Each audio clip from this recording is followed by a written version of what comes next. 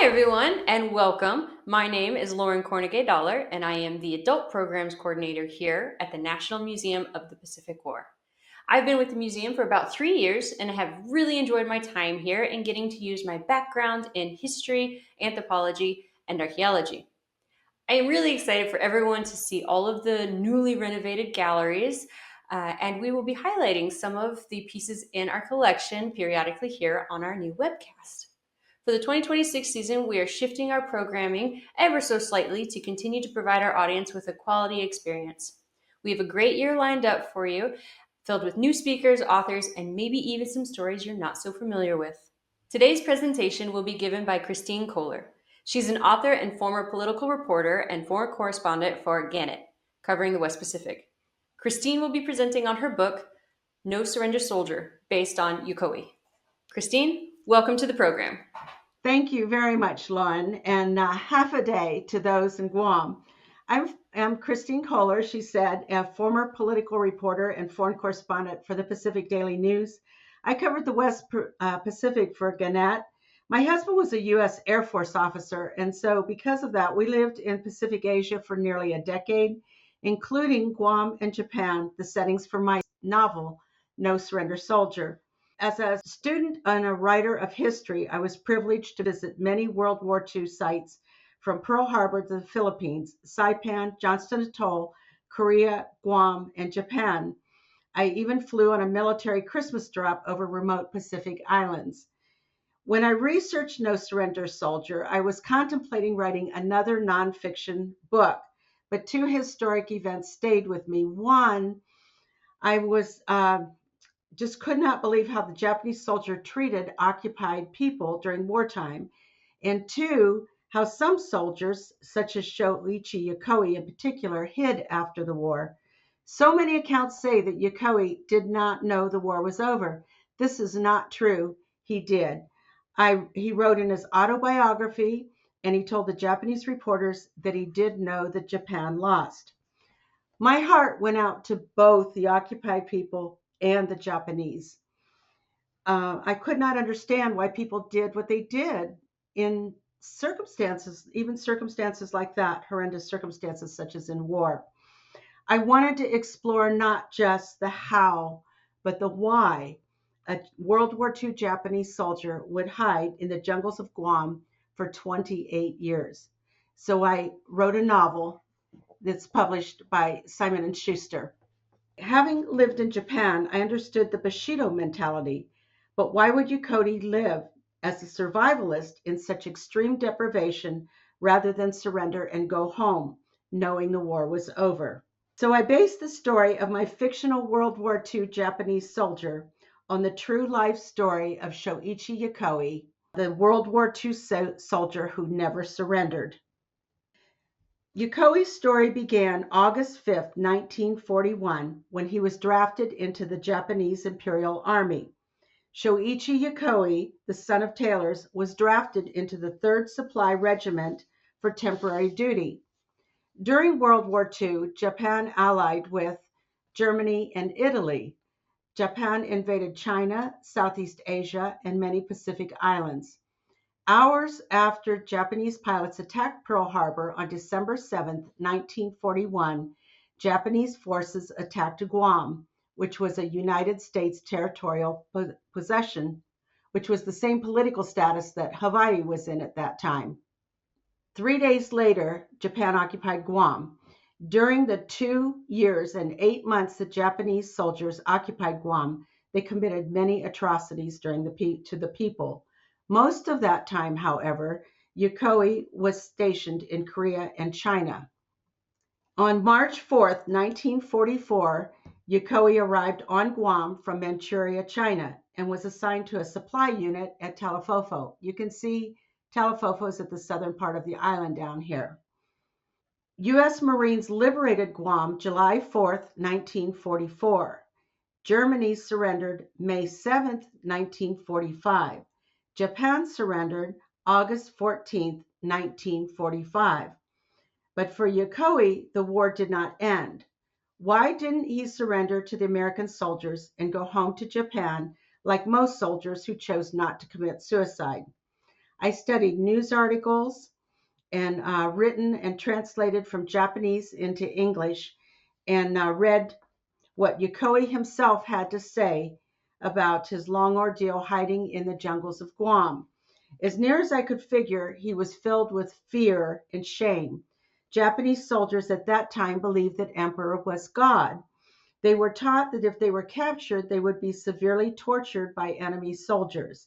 And if they did not die in battle or commit suicide, that they would greatly shame their families. Article 8, Code 2 of the Japanese Codes of Conduct in Battle, issued in 1941, states, quote, "No one shall remain alive to incur the shame of being a prisoner of war," unquote. Yokoi was a survivor at all cost. When U.S. soldiers liberated Guam, he hid in the Talafofo jungle. And here's again where I'm showing you down here, with two other Japanese soldiers, Mikio Shichi and Satora Nakahata. At first, they hid in natural caves in the rolling mountains in southern Guam. And you can see from the topography the mountains down here. And then they also hid, see here by the Talafofo River, they built separate huts in the jungle. Yokoi didn't really get along with these two men, and so they lived separately. But as the Guamanians built houses down in this area, then and closer to this Talafofo River, then the two soldiers moved to a cave, and Yokoi built a tunnel, dug a tunnel. Okay, now I want to show you this World War II bomb, if I can. I don't know if you can see this. This is about the size of a U.S. cannon shell during World War II, an American cannon shell. And Yokoi had gotten one of these out of the American dump, and it was broken. And so if you can imagine, this is an ordinary garden trowel, see? And you can see that it would have been about the size, how he took it out of that cannon shell. And you can see here what he did. See this ladder? He built down here, he dug with that, just that little trowel size thing for the cannon shell I showed you, all the way down 8 feet underground, 10 feet long. He did 2 compartments. The one behind the ladder here is where he made a latrine. And then you can't see it on the picture, but what he did was that he made a drainage ditch out to the Talafofo River so that everything from his latrine would go out into the river. And then on the other end, where he built these shelves, he made a stove in here, and that's where he would cook. And this was the ventilation shaft.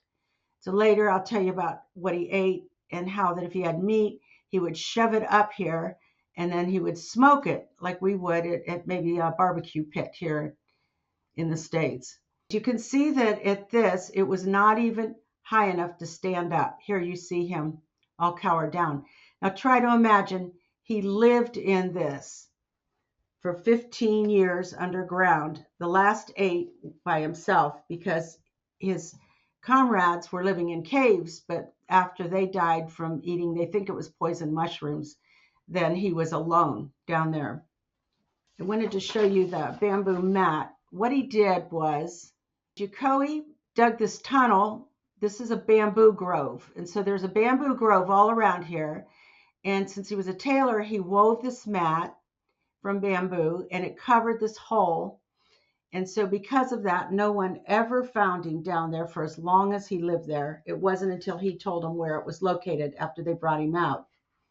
As for what he ate, he had to get coconuts open. Guam is tropical. Yokoi ate breadfruit, mangoes, and coconuts. And most of you, if you've been around coconuts, you know they're more than just that brown shell. They actually have this big green heavy husk over it.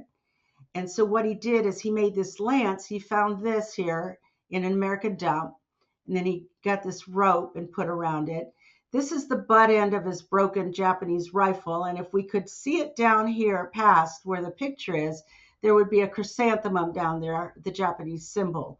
And so what he would do is he would smash this into those coconuts to be able to open it up. I'm going to show you some of the things he made with the coconuts. This here is an oil lamp. He didn't use this much, but he would stick the coconut on there, and he made a wick out of hibiscus fibers. This is the coconuts here, you can see he hollowed them out, and then he would keep the oil, and then he used the oil for both his cook stove and for his light, and he made these stoppers and put on them. This is a rat trap, and I'm not sure if he got this from the dump or what, but this gave me the idea that I needed my character modeled after him to talk to something. So I had my character opens where he talks to the rat. And then, of course, he ate the rat, which Yokoi did eat the rats too. We can also see, because he was a tailor, he took natural materials within the jungle and he wove them and made these shrimp traps. And then he put them down in the Talafofo River and caught shrimp. And then over here, this is a bullet casing. And these little things here are needles. Now, I don't know if he brought the needles with him from Japan. He might have. Like I said, his stepfather was a tailor, and that's what he was trained for before he went into the army. But he did keep them in this shell casing, and they found this in his home down underground in his tunnel after they had brought him out. Besides shrimp, Yokoi also wove a net he hung from a tree. He caught deer, but not often. He slaughtered the animals and cooked them by stuffing the meat up the stove vent and smoking the meat. Once he caught a feral hog, but he got very sick from it, and he decided never to eat pork again. He also made his clothes and even made the fabric. And the way that he made the fabric was that he took a hibiscus plant. You know what the stalk looks like on a hibiscus plant. It's kind of hairy and everything. And he took that and he stripped it and he made the cloth. He wove it together and it was like a coarse burlap kind of fabric. And what's interesting is the ancient Chamorros did the exact same thing and they called it pago cloth. And then he also made these buttons, and these little buttons he got from flashlights in the American dump. And he took the plastic lens out and he cut them to make buttons. And so he wove and sewed his own clothes. And he was very proud of them. At the end of my novel, I add a bibliography and an author's note that tells what's fact and what's fiction. Yokoi's story in itself is compelling and made good fiction or nonfiction. However, where I could not get the story arc to bend with his real story was at the point of discovery and capture. And so in real life, the Chamorro shrimp trappers discovered Yokoi at the Talafofo River, and the old soldier went with them willingly to their house and then to the police station. Here he is at the hospital. But at the police station, it confused Yokoi that the Japanese interpreter had a Christian name. He was also confused by the Japanese businessmen and women who formed a welcoming line and were dressed in Western clothes. And the authorities explained to him that there's Japanese-owned businesses for Japanese tourists. Then he heard a tape recording of his relatives, and Yokoi thought it was a trick. Yokoi confessed to participating in the murder of two Chamorro men, young men, Francisco Duenas, 15, and Jesus Pablo, 26. Later, the Japanese government denied the killings and said Yokoi was mentally confused when he confessed. 1 week later, he returned to Japan. As to the question why did Yokoi stay hidden in the Guam jungle for nearly 28 years? Why did the World War II Japanese soldiers suffer such deprivation rather than surrender? And when I searched for the answer to this for a novel, because you can explore these kind of philosophical things in novels that you can't, of course, in nonfiction, then I felt like that this quote from him when he got off the plane in Tokyo really summed it up. He said, "I am ashamed, but I have come home." And he said that February 2nd, 1972, when he got off the plane at the Tokyo airport. Yokoi insisted, when he went back to Japan, he insisted that the bones of Shichi and Nakahata be returned to Japan too. And so one of the first acts that he did when he went back was he visited a shrine to honor all the Japanese soldiers who had died during World War II. As for gifts, the Japanese government gave back pay to 1953 of 100,000 yen. Now, in US dollars in 1972, that would have been about $324. And they also gave him a new suit, which I found was ironic. Yokoi's home district and the people in Japan and also newspapers, they kind of scraped up a lot more money though. They gave him 1.64 million yen, which in 1972 would have been about $5,000. And they gave him a TV set, which he had never seen before he went into the jungle. Now, a Hong Kong businessman offered Yokoi a job on Guam at 25,000 a year overseeing a clothing manufacturer. That would have been a pretty good amount then for salary. Anyway, Yokoi declined, and people offered to buy Yokoi's handmade suit and for about 500, and they didn't sell it. And the last I heard, the artifacts are now at Jeff's Pirate Cove Museum in Guam.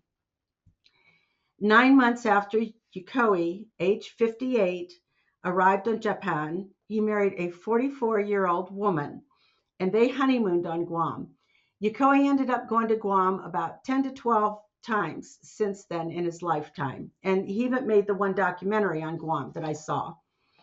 But they didn't tell a whole lot about when he's actually on Guam. So it's kind of interesting when they did the documentary. And when he wrote his autobiography, he hardly wrote anything about his time on Guam or in the Army.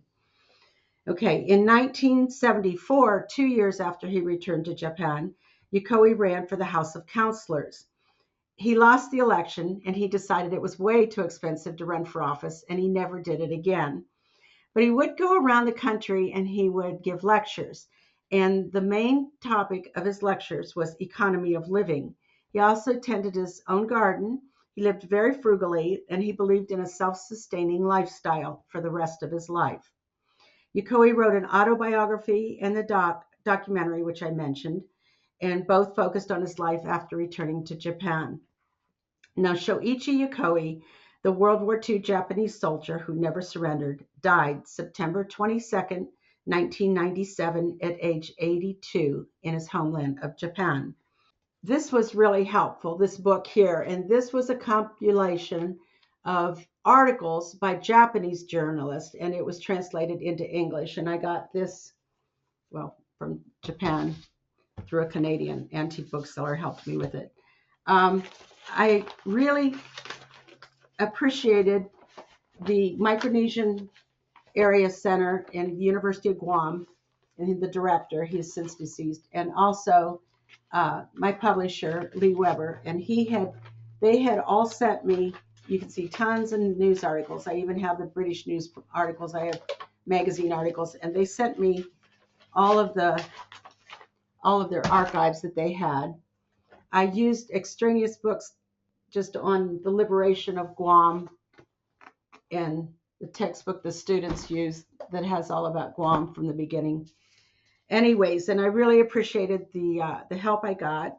I'd also like to say to the staff of the Museum of the Pacific War and thank them for having me do this podcast. So to that I say, see you smasi, domo arigato, and thank you very much. Thank you, Christine, for your presentation. And I'm going to go ahead and ask you a couple of questions Okay. about his story and your retelling of the story. So, my first question is, was there anything that you were not able to fit into the book? Any character trait, any story that you wish you could have fit in there, but it didn't quite make the cut?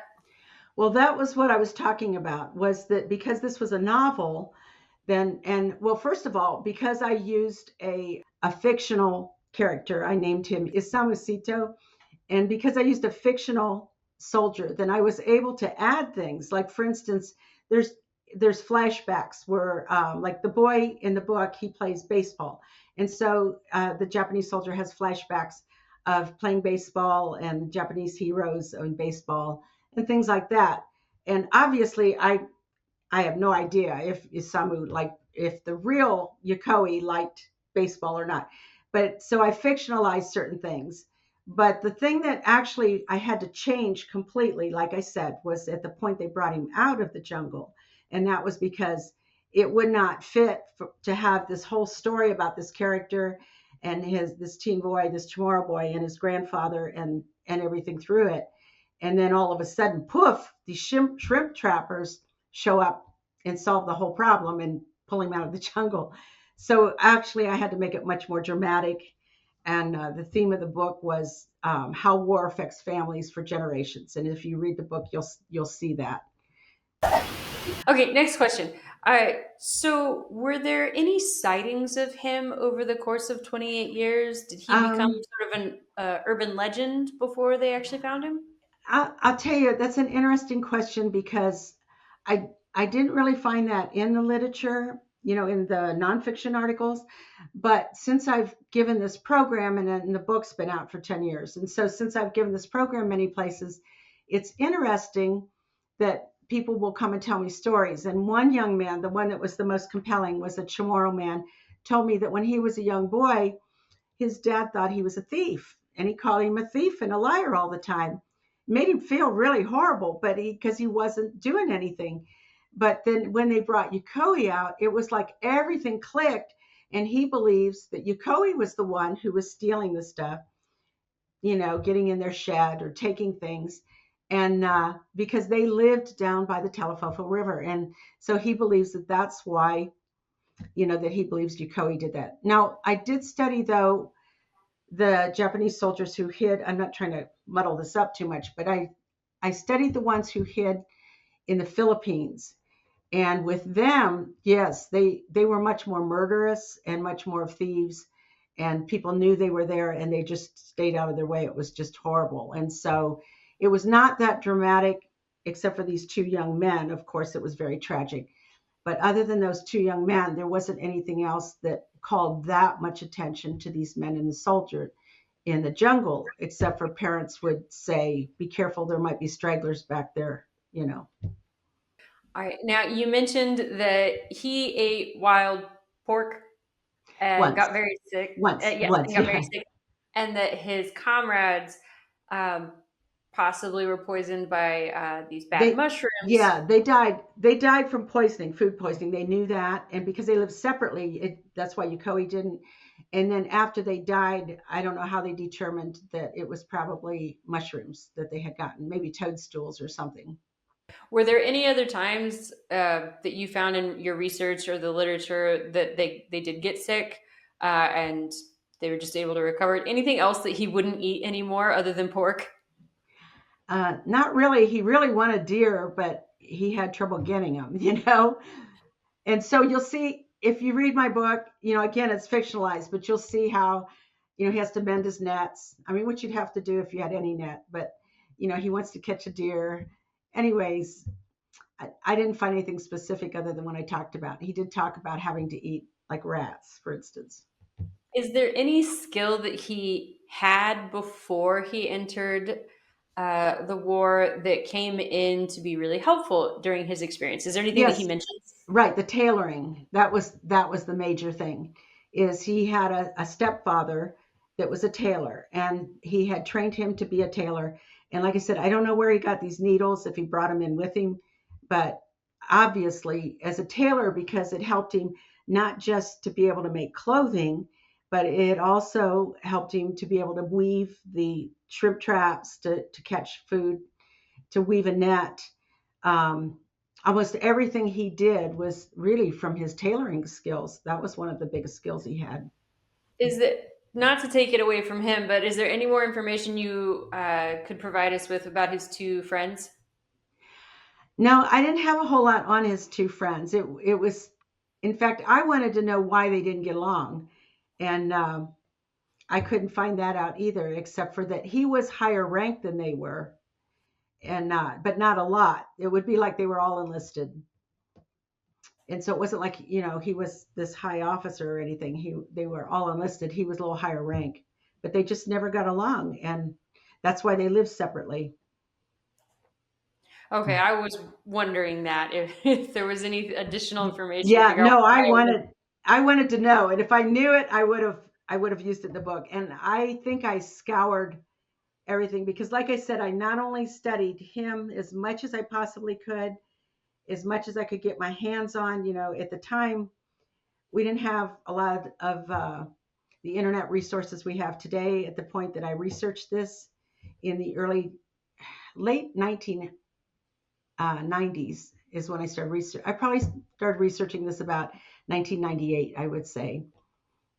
And so But I studied the soldiers, like I said, the Japanese soldiers who hid in the Philippines quite a bit. Because see, I'd also been to the Philippines too, and there is some Filipino culture on Guam. Okay, well, I want to say thank you again for sharing your time with us and presenting this story. Really appreciate that. Thank you so much for joining us today. I hope you enjoyed the presentation and learned a little something new. The mission of the National Museum of the Pacific War is to foster responsible citizenship and leadership by inspiring all ages with our collection and the enduring relevancy of the stories from the Pacific. If you have any questions, you can email them to education@nimmitzfoundation.org. We'll see you next time.